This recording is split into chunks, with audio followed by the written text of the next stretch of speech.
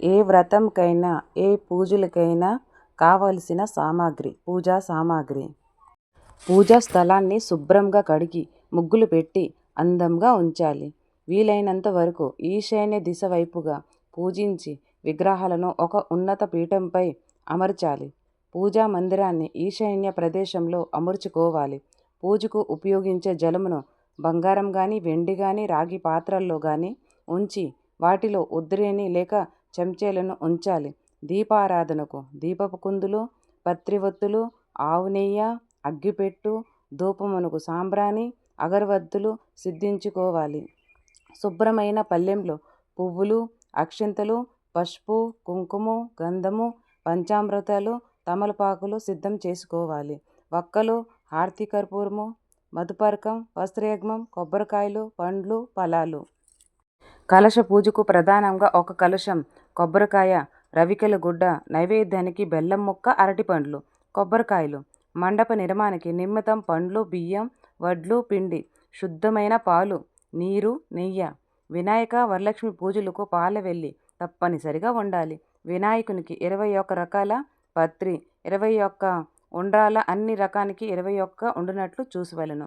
దేవతా పూజల్లో తోరణములు ముఖ్యము. పత్రితోనూ పువ్వులతోనూ తోరణాన్ని ఏర్పరచుకోవాలి. వరలక్ష్మి కేదారేశ్వరం వ్రతాలకు తోరణములు విధముగా ధరించాలి. స్త్రీ దేవతల పూజకు బెల్లంతో గాని చక్కెరతో గాని చేసిన చలిమిడి, వడపప్పు, పానకం, పులిహోర, గారెలు మొదలగు పిండి వంటలు ముఖ్యంగా ఉండాలి. సూర్యునికి పాయసం తప్పనిసరిగా నైవేద్యం పెట్టాలి. ఇతర పదార్థాలు యథాశక్తిగా సమర్పించవచ్చు. త్రినాథ పూజకు మర్రి ఆకులు, మర్రి ఉండలు, మర్రికాయలు సమకూర్చుకోవలెను.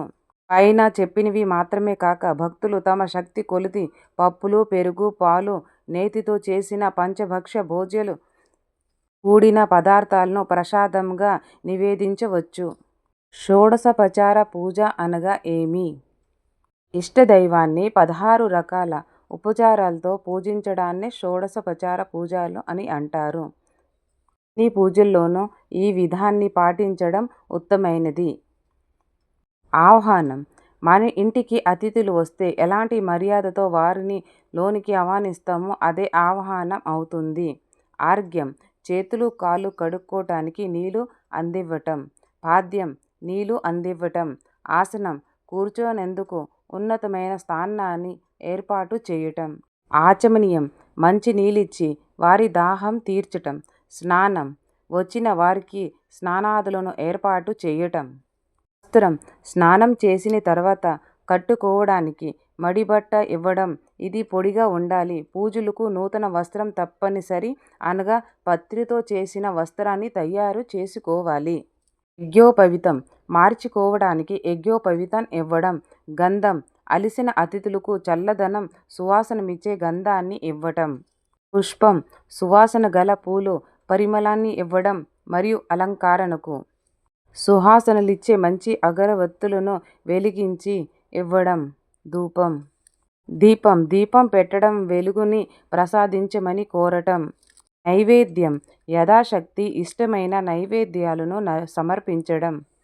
తాంబూలం. ఆరోగ్యం కొరకు తాంబూలం ఇవ్వటం. నమస్కారం. మనలో పాలిన మనమిచ్చిన వేడుకుంటూ నమస్కరించటం. ప్రదక్షిణ. తన చుట్టూ తన కుడి నుండి ఎడమ వైపుకు తిరగాలి. 3 సార్లు తిరుగుతూ త్రికార శుద్ధిగా దైవాన్ని ధ్యానించడం.